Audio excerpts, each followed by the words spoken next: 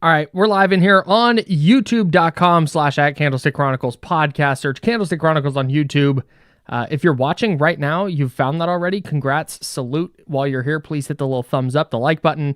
Also, subscribe to the channel while you're here. We would appreciate it immensely. If you're listening on the pod, well, then shout out to you too. Hello from the past. Chris, we have been doing this podcast since sometime late in the 2018 season, which is kind of insane to think about.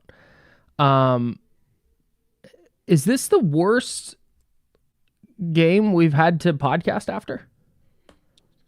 No, because like 2018, late in that year, they're like, I don't remember any of those games, right? Like I do vividly.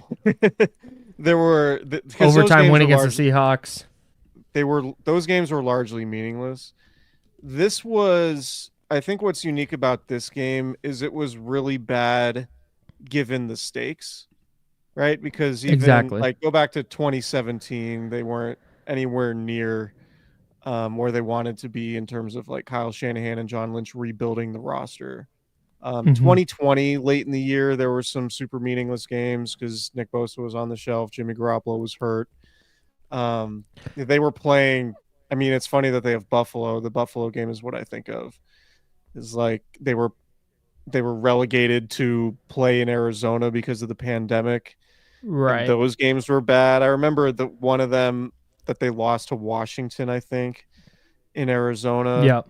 Was really tough. But there like those games didn't mean anything. Today's game meant a lot, which I think is the difference. And I think that's the point that you're making.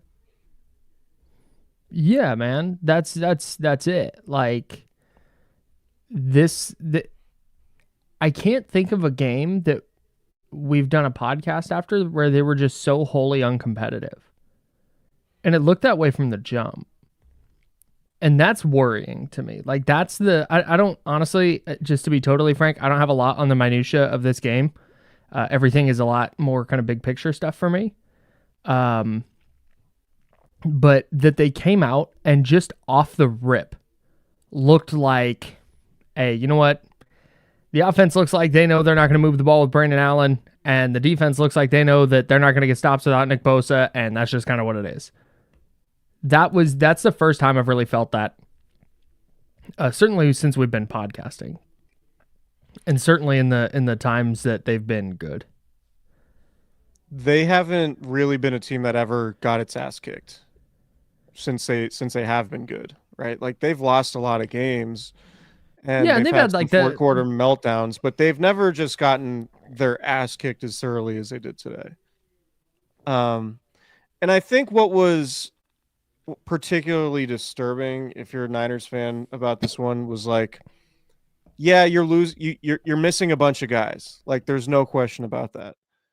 But irrespective of not having Nick Bosa and Brock Purdy and Trent Williams, you have to play a clean game, and you know your season's on the line. Like you cannot. You just have to be sharp. You have to be sharp. You have to be competitive. You know your opponent. Like the Packers are not an unknown to you, right? You just prepared to play a playoff game against them 10 months ago. Like, I think that was probably the fact that they were so just not sharp at all, like the penalties along the offensive line pre-snap, special teams penalties. Three in the first 3 drives, man.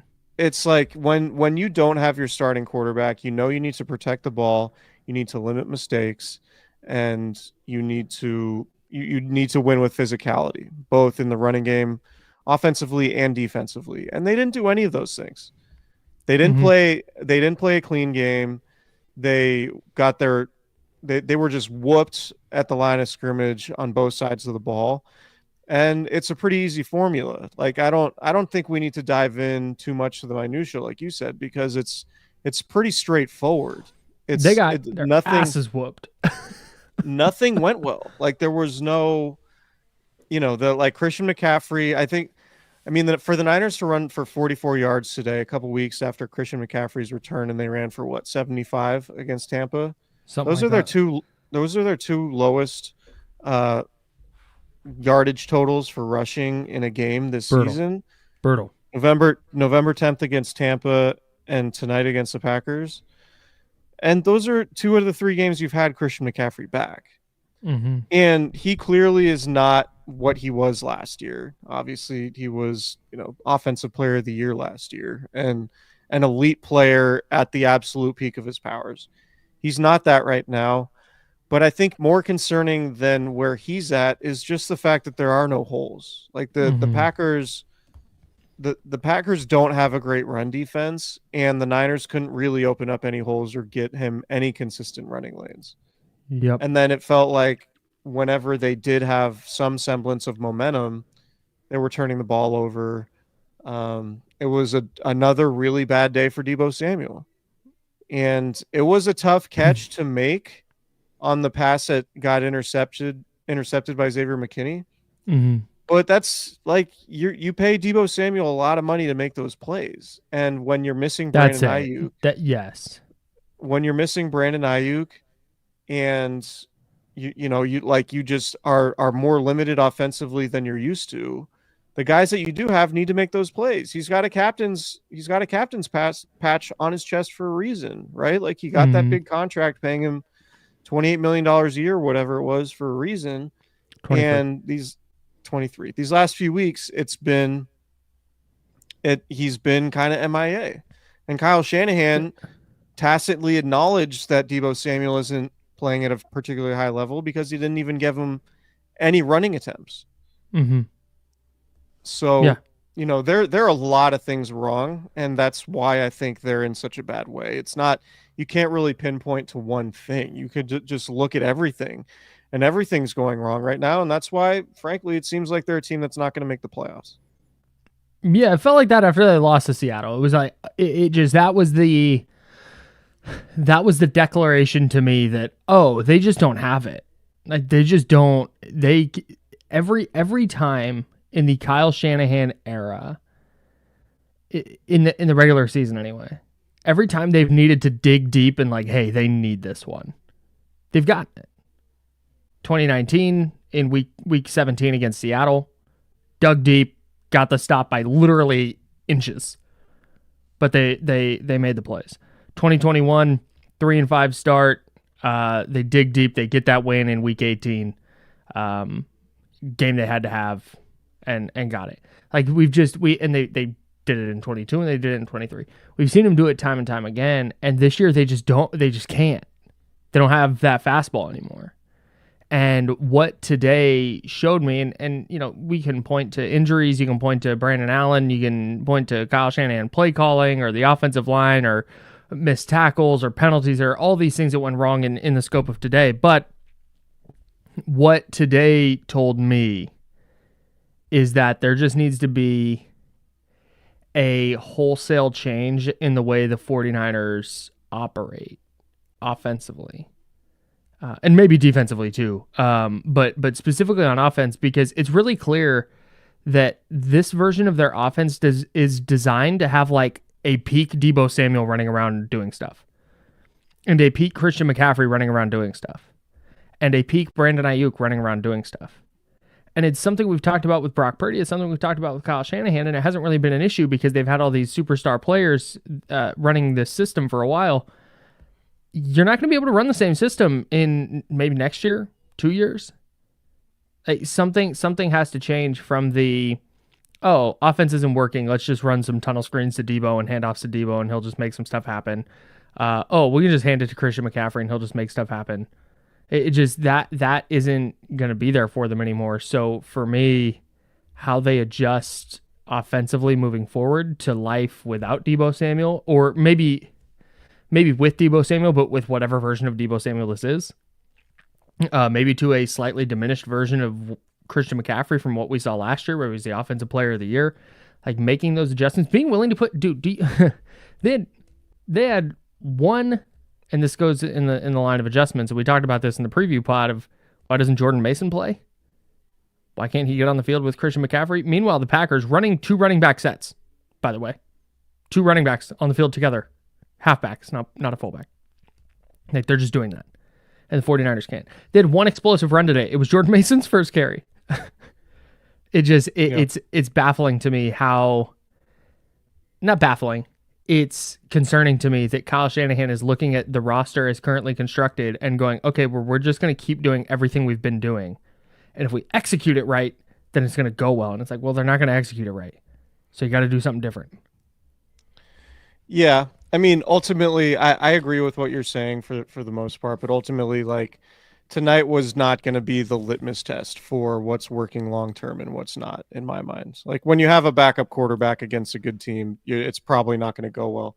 Sure. What's more what I think they need to do is seriously reconsider their approach to the offensive line, because when things happen in the NFL, right? Like, maybe you have to play a backup quarterback in a must-win game, right? I think you're really trying to thread a needle that's really difficult to thread when you're so willing to not invest premium resources into your offensive line. And I think a good offensive line can win you a lot of games and put you in positions that you wouldn't otherwise be in. Because if the 49ers could run the ball today, like, I thought Brandon Allen in the second and third quarter, like, looked pretty good, but it was like there was nothing working offensively aside from his passing game. Yeah, I didn't think Brandon Allen sucked today. He wasn't like, it wasn't great, but like, for a backup quarterback, it felt like if they could ever get any momentum in the running game, then they could do some play action things, and then you can run the full breadth of the offense. I agree. And then maybe you have a chance to stay in the game. And obviously the turnovers were part of it. But to me, it's just the lack of physicality that the offensive line played with, the dumb mistakes they kept making. Like, I just don't know how you can, to me, like, Jake Brendel, you have to upgrade your center position in the offseason. Like, big time. Like, like, Kyle Shanahan does value center, right? Like, they gave Weston Richburg a big old contract in, what was that, 2018, before he got hurt.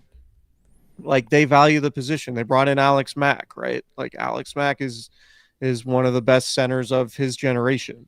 They prioritize bringing him in. Like, that's a very important position, and you just really can't have a bad player there. Like, you just can't. Like, I get their ethos in wanting to draft guys who are going to have the ball in their hands. I totally get that. But the center has the ball in his hands a lot too. And there's a very clear differentiation between when this offense is going well and when it's not.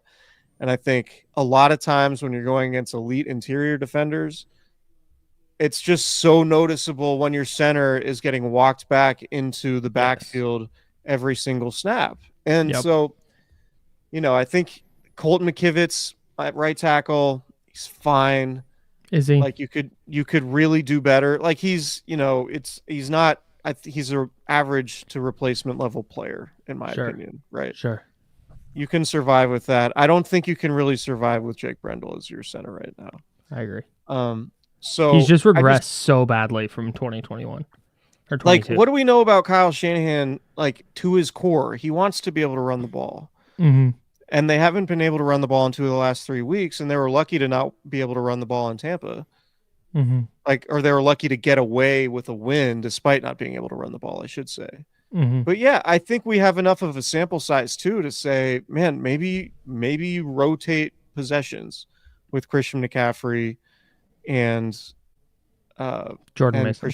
And Jordan Mason. Yeah. Like, I think the proof is there. Like, you just need to ease McCaffrey back instead of giving him every single snap. But I mean, we're at the point where, like, I don't know, because I don't want to spin this forward too much because it is just one game and they're not actually dead yet, but it just feels like they're dead yet. So I do think it's worth pointing out that, like, there's a scenario where they win 6 or 7 and, like, maybe they back into the division title somehow if they get a little bit of help and some of those teams lose. I'm not saying it's likely. It feels incredibly unlikely right now.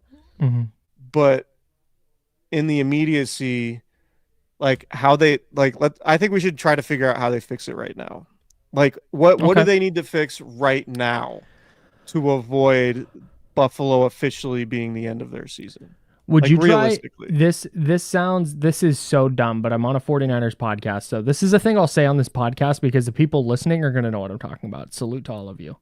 Um, would you activate John Feliciano and start him at center? Like, this isn't the solution. Just because we were talking about Brendel, I'm doing the professional thing and Sure. Attaching my first answer to what we were talking about to try and keep the conversation flowing. Would you try that? I would look at it. Like, I haven't seen John Feliciano play football in a very long time, so I'm not going to say. I think they have to activate him by Monday. Yeah, so I would talk about it. It would be a discussion in the meeting. Sure. Or on the plane. So this is where are we okay now? But just to get where I'm going with your prompt, are they healthy? The Niners? Yeah, because getting healthy is like step one. If you're going into Buffalo with Brandon Allen's under center in Buffalo, you're not winning. Right. Yeah, you have to get healthy. I don't know how much there is to dive into that. Like, you just got to get Trent Williams healthy. Maybe giving Trent Williams a week off is going to elevate his play going forward. Maybe that's why he didn't seem like he was 100%. Maybe this week off will help if you're a glass half full person. Sure. Yeah, if Nick Bosa comes back and plays well and you're feeling a lot better about setting the edges defensively in the run game and getting after the passer. Leonard Floyd had kind of a nice day today. He was cooking right after I was like, this might be the most underwhelmed I've ever been by a free agent signing. And then he was like, bet, sack, force fumble. All right. Yeah. Cool, man. No, but I mean, it's bleak, but like, I would utilize Jordan Mason more. I would really try to run the ball 40 times. And I would be really creative, like it feels like there just hasn't been any creativity with Kyle Shanahan this year. Ricky Pearsall got 0 targets today. Yeah. What? Not that Ricky Pearsall is a Hall of Famer or anything, but like Chris Conley can get a target. Eric Saubert can get a target. They can't design anything for Pearsall. Nothing. Well, they only have 2 reliable pass catchers right now. It's George Kittle and Juwan Jennings. Right. That's really it. I don't understand. You're using a first round pick on a guy because he catches the ball. They're the guys that score the touchdowns, and that's the excuse for not having a good offensive line, which, like, all right, fine. But then throw him the ball. He scores a touchdown against Tampa Bay where you're going, oh, wow. Dang, it looks like he's a 46-yard touchdown. Okay, Ricky's got some juice here. And he gets 2 targets the next week and 0 this week? What happened? That's so to your point on the creativity, like, utilize that guy. Maybe he's not good. We don't know. Maybe he's great. We don't know. But I know we're not going to find out if he's getting 0 targets because they got to take a deep shot to Chris Conley. It's absurd. Yeah. Completely absurd. So that's another thing they can change. It's hard to. I don't know whether to blame Kyle Shanahan or blame the players for being bad. No Carlos Rogers slander here. He made a Pro Bowl. Yeah, Carlos Rogers was good. He played. He was a very important player on a good defense. Nate Clement's a good answer though. Yeah. Yeah, I think this is more, honestly though, I think it's more on, and I'm not saying Kyle Shanahan's had a good year because I don't think he's had a good year at all. I think when you're just evaluating his season, it's just like, how often does it feel like, man, he's really scheming it up? 0. Like, man, these guys are open, right? Like, this is plug and play for the quarterback, right? Like, it is the exact opposite of what it was last year for Purdy. And I think it's a combination of the talent either not being available or slipping. And it's a combination of Kyle Shanahan trying to evolve his offense to have it be more traditional for Brock Purdy. And whereas, like, it just feels like you don't have nearly the breadth of stuff available to you that you had last year. Yeah.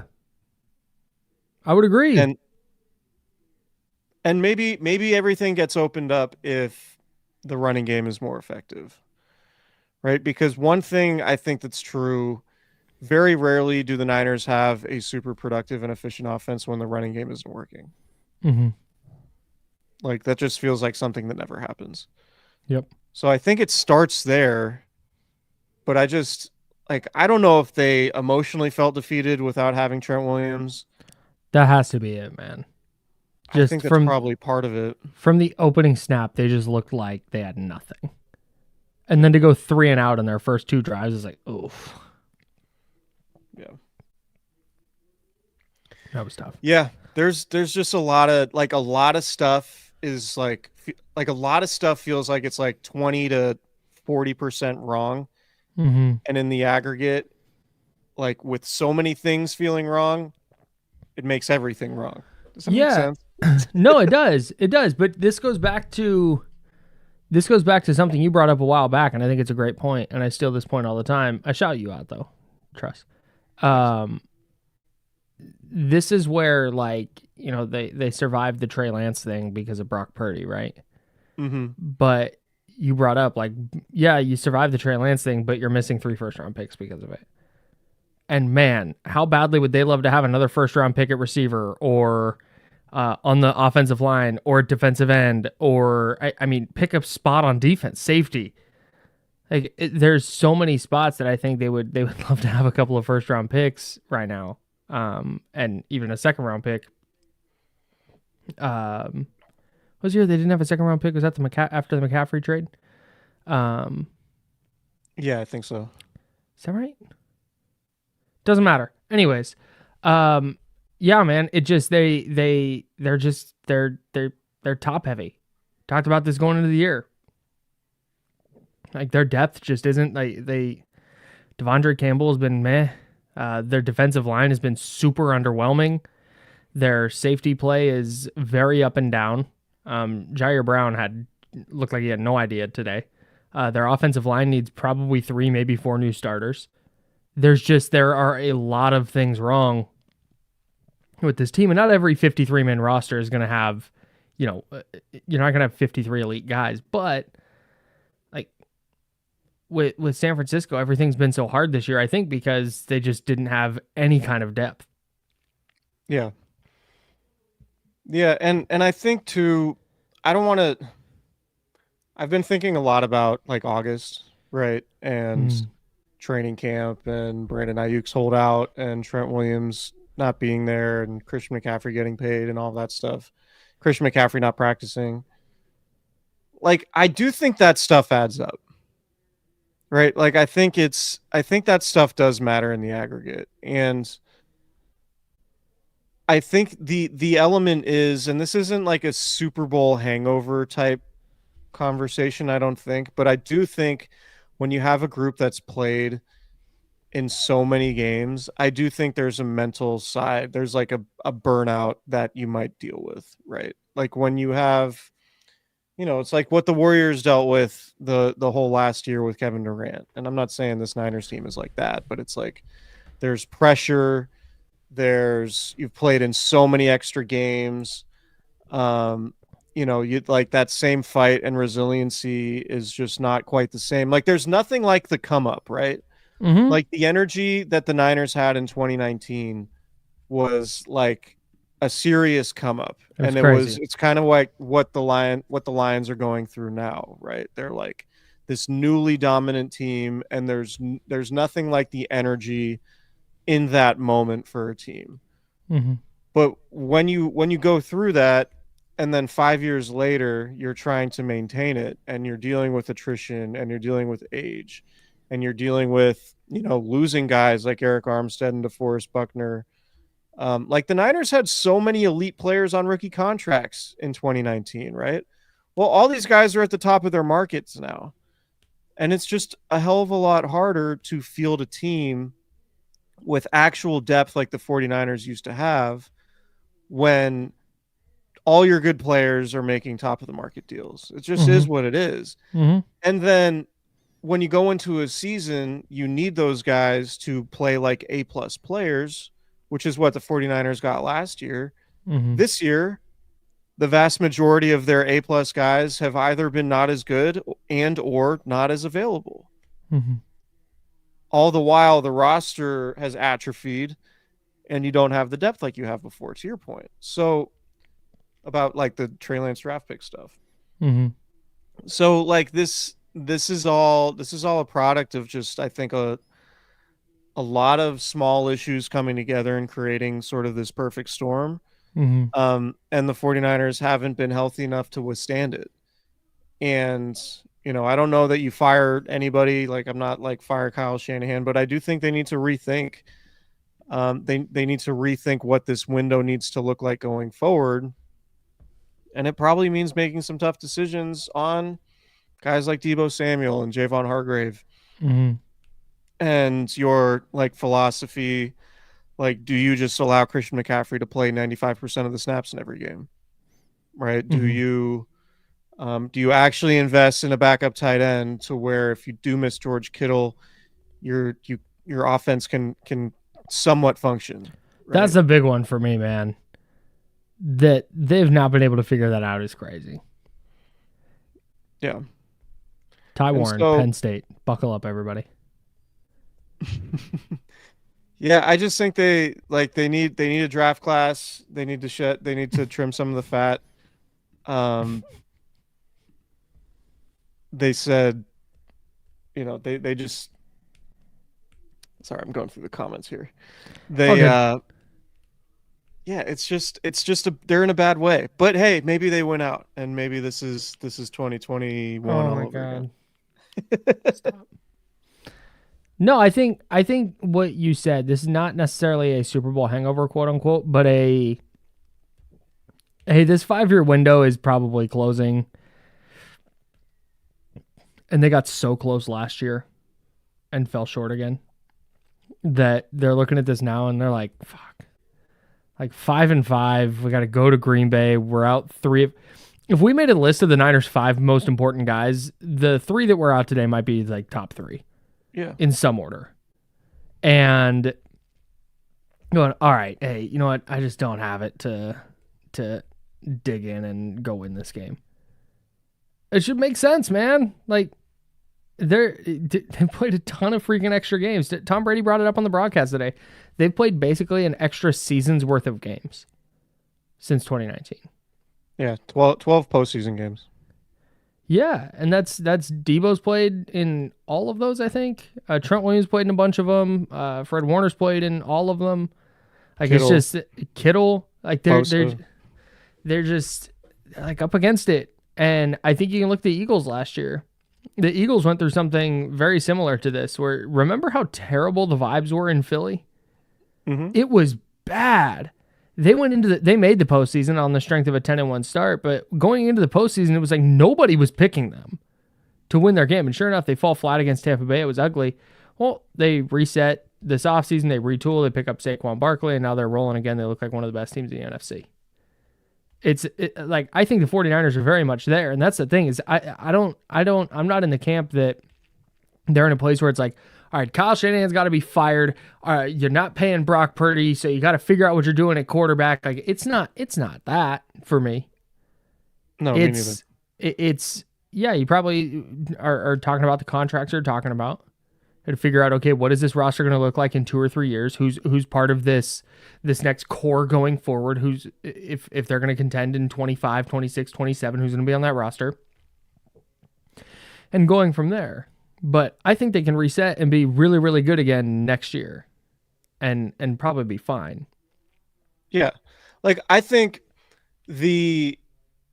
what people talk about with Bill Belichick and why the Patriots, quote unquote dynasty lasted as long as it did. Mm-hmm. I think in large part was because of his willingness to move on from players who might not be at the peak of their powers relative to their price and their salary cap number, right? Yes. Like the whole thing and even Bill Walsh was like this. It's better to get rid of a player a year too soon rather than a year too late. And I think this season that's happening for the 49ers is proof of that concept.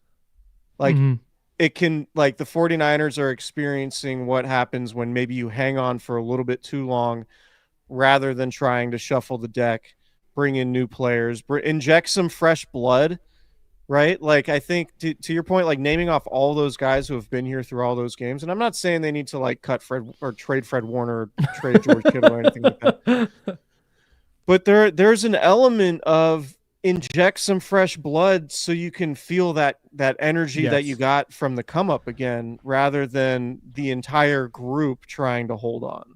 Mm-hmm.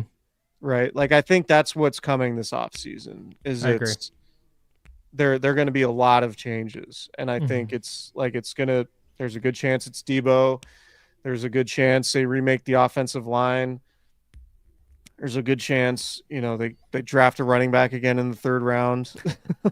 I just think that this is a situation now where you're looking at a lot of veterans, and you just got to get a lot younger, and you hope that you can draft the next Deebo Samuel, that you can draft, do what you did in 2019 in a draft class that got you Nick Bosa, Deebo Samuel, and Dre Greenlaw, a year after getting George Kittle in the 5th round.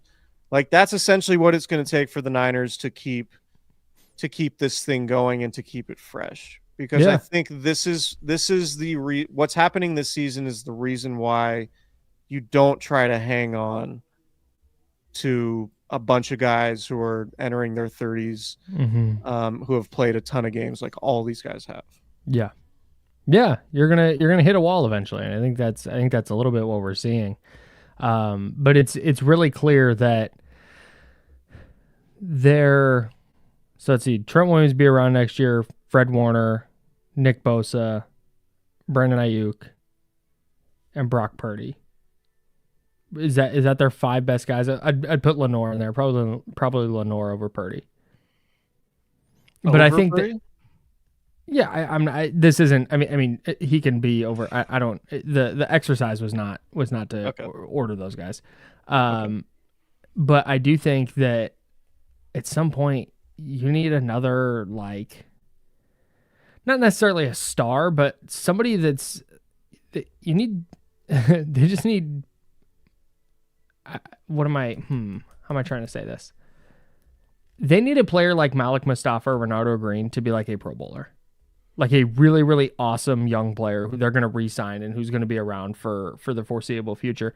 It can't just be trying to mix and match. We had a caller today on Overtime on 95.7 The Game who compared this year's Niners team to last year's Warriors. And I think it was a really good comp because I think we're seeing the Niners try and fit around the quote-unquote old core and trying to fit pieces around that to make that work. And it's like, nah, whatever is going forward has to be different.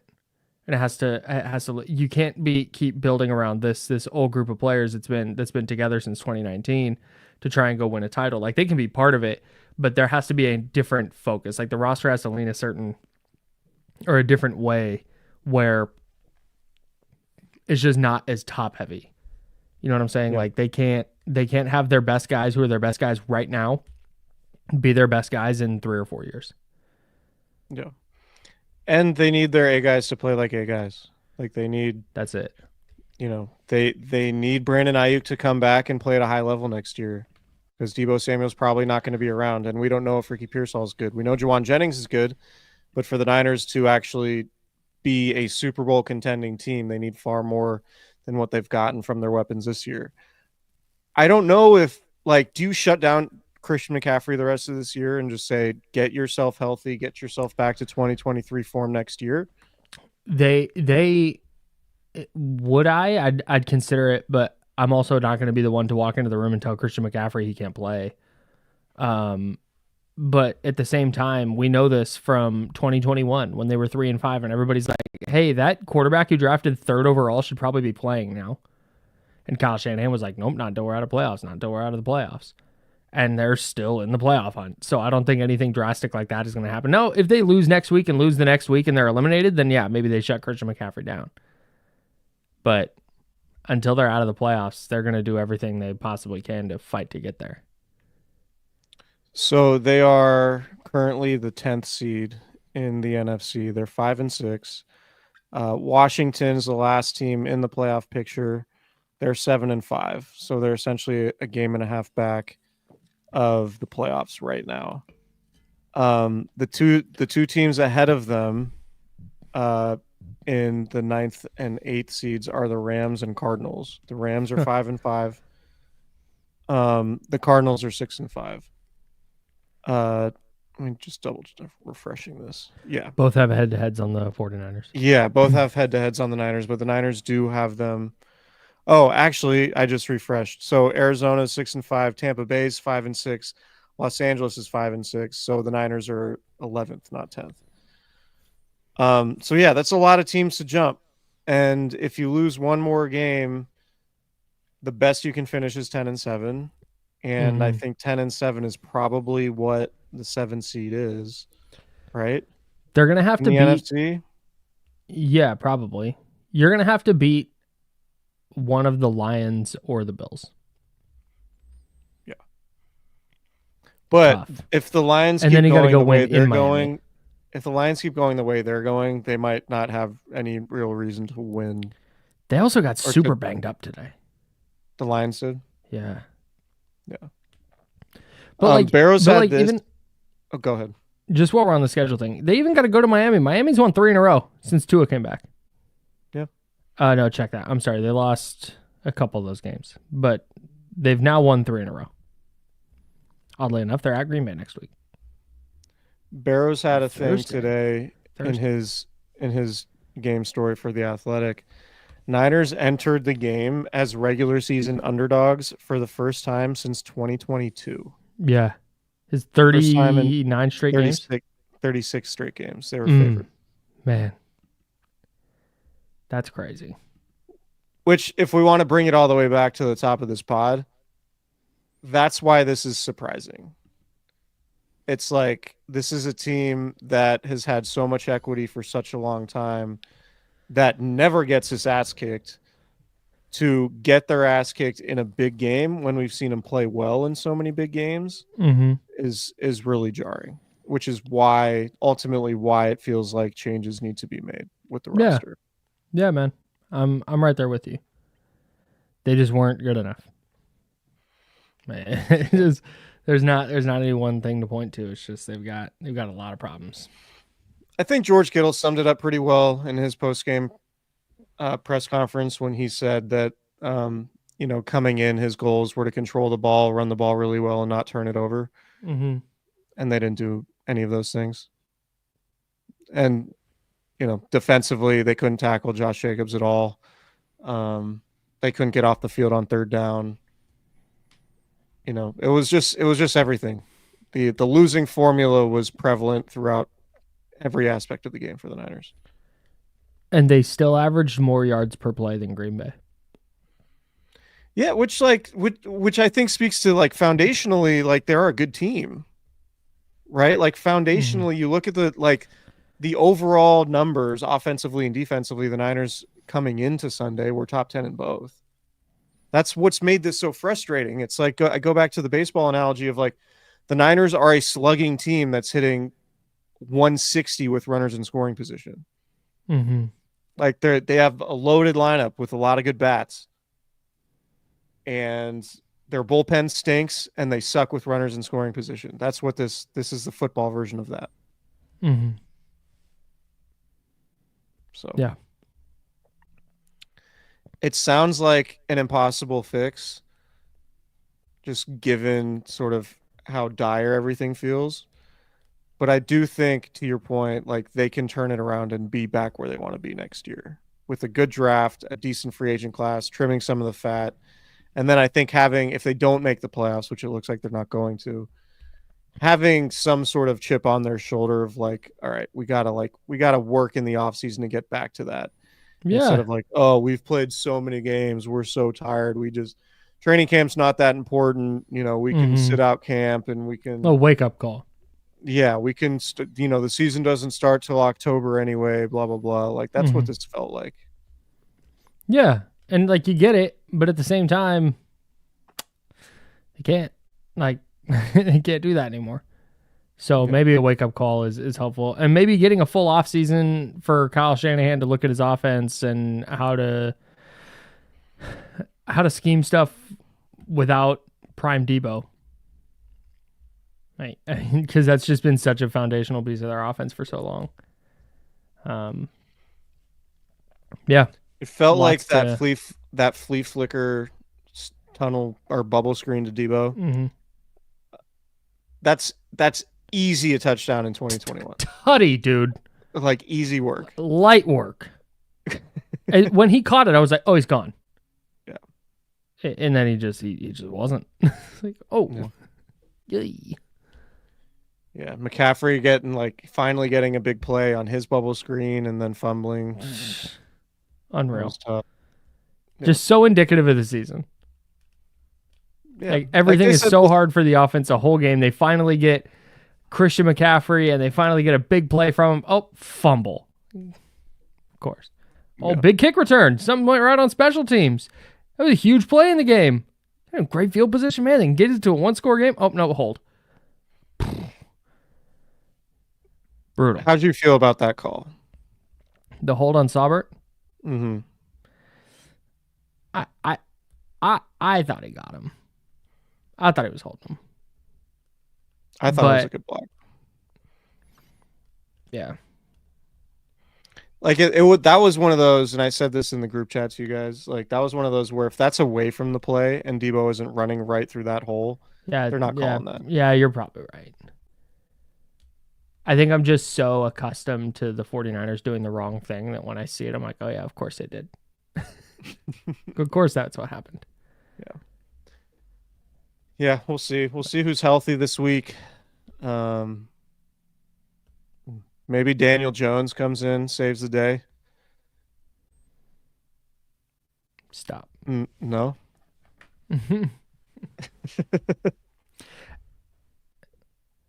Is there a bit going on in the chat about the Deebo restructure? Am I missing something?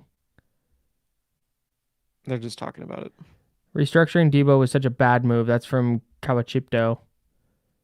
Yeah, I hope the restructuring Deebo wasn't the worst move ever from Flynn. The Deebo restructure effed them up so bad from Nate. Did it? Yeah, I mean, we got to, I know everyone's coming down on Deebo. He did have pneumonia a couple weeks ago. And he had some other injuries too. And the injury stuff is kind of part of the Deebo equation. But I don't want to bury the guy just yet, because I do think there's a chance he still has a little bit of juice and more than he's played with. I think these are more short-term injuries that he's playing through and issues that he's playing through rather than this guy's washed now. But I just don't know that next year paying him, having him at a $15 million cap number is what you want to do. Yeah. I do think Drew Down in the chat says Deebo's cap number next year is huge. He's not getting released. I think there's a strong possibility he gets released in the spring with a post June 1 designation, because basically what that does, $10 million. They would eat 10 million. They would free up 5 million in cap space and just move on. And I think the next question would be, well, why not trade him? Because often in the NFL, when there's a player like that teams know, when teams know that they're not going to pay that player that number, they just say, we're not going to give you anything for this guy that you're just going to release next week. So that's generally what happens. Cowboys might give up a 4th round pick for him. Yeah, the Cowboys might actually. If Deebo Samuel leaves, I would say, if he's cut or traded, I would put the Cowboys as the odds-on favorite of where he lands. Definitely. I think that's all I got for today. Much to consider. Yeah, it's a tough scene for the Niners. Look, dude, here's where I land on it. They went to the Super Bowl in 2019. They had a bunch of injuries and missed the playoffs in 2020. Then they had 3 really great deep playoff runs, and they fell just short of a championship. And man, it sucks, but it's a window extended beyond the one they've had is really, really hard in the NFL. And sometimes you have a down year and you miss the playoffs. It's not I don't know. I don't have it in me to feel like this is the end of the 49ers because they've had a tough year. No, I don't think so either. They just have to remake themselves. Like, I think they could definitely get back if they do it right. I just think that a remake, a new version, a reload, whatever you want to call it, is coming. That's my expectation. Yeah. I think so too. Drew, it's not 20 million, I promise. Drew's saying in the chat that the 2026 dead cap is 20 million. They spread it out. The dead cap would be 20 million spread out over 2 years. And you get overall, if you do a post June 1 designation, you save 22 million in cap room over the next 2 years. Right. So,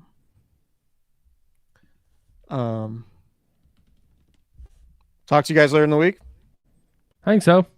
Maybe. Right. It's Thanksgiving week, so we'll have to see what our schedules look like. Yeah, I will be traveling, but we'll figure it out. We always do. All right. See you, everybody. Thanks, everybody. Appreciate you.